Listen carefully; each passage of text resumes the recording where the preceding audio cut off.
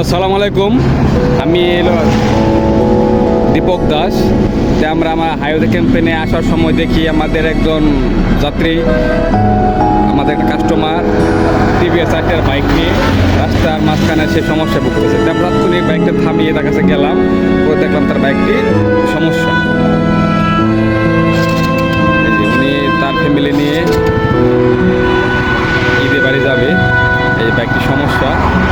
আমরা কাস্টমারের বাইক সমস্যা রাইখা আমাদের নিজের সলিটন ভাইয়ের বাইক দিলাম কাস্টমারে হেল্প করার জন্য। কাস্টমার যাচ্ছে তার ফ্যামিলি নিয়ে আসার জন্য।